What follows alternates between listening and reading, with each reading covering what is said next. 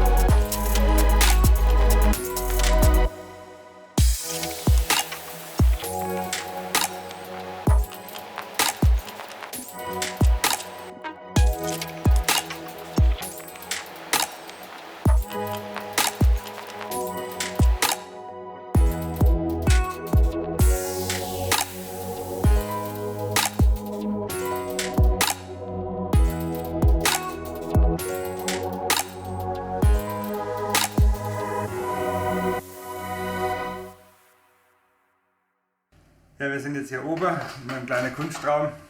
Was ihr bis jetzt im Schnelldurchlauf gesehen habt, war das hier.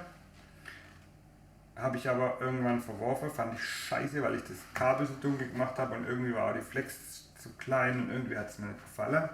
Deshalb habe ich nochmal von vorne angefangen und das Ganze nochmal gemacht. Und dabei kam im Prinzip jetzt das hier raus.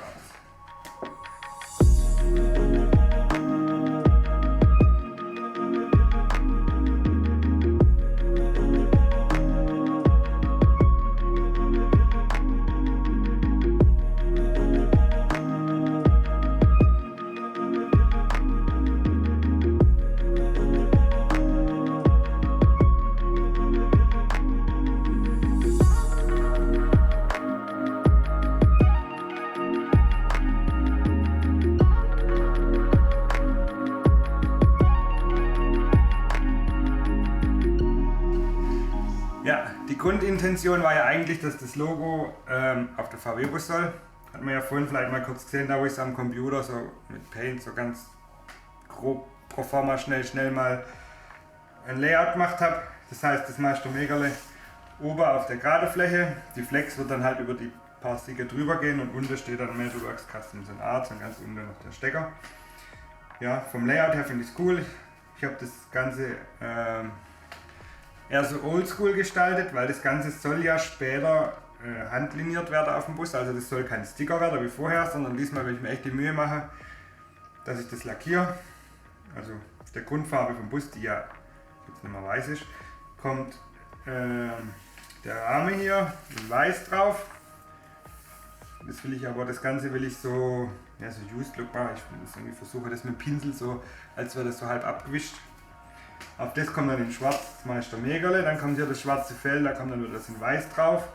Die Flex soll auch einen weißen Untergrund kriegen und dann eben die ganze schwarze Linie von Hand mit dem Pinsel rausschattiert, rausliniert und dann vielleicht das Ganze nochmal mit so einem Schleifvlies ein bisschen so auf alt machen. Das ist der Plan gewesen, aber irgendwann kam man dann an den Punkt, wo man dachte, hey, das Logo ist an sich so cool, dass das eigentlich auch ein geiler Backprint wäre, wenn man sich es vorstellt auf einem T-Shirt.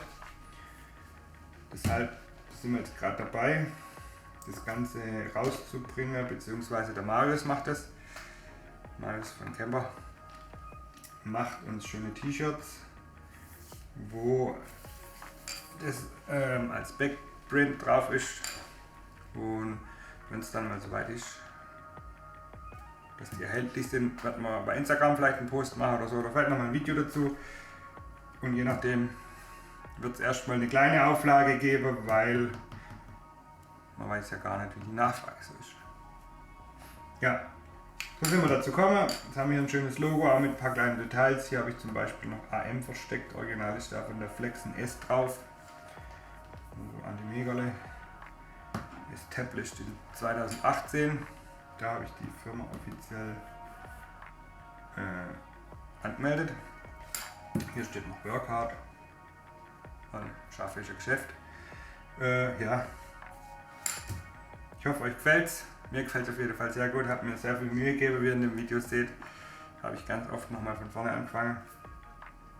Und ich bin gespannt, wie ich das Ganze auf der Bus kriege. Ob ich es so auf der Bus kriege, wie ich es in meinem Kopf habe. Seht ihr im nächsten Video. Ciao.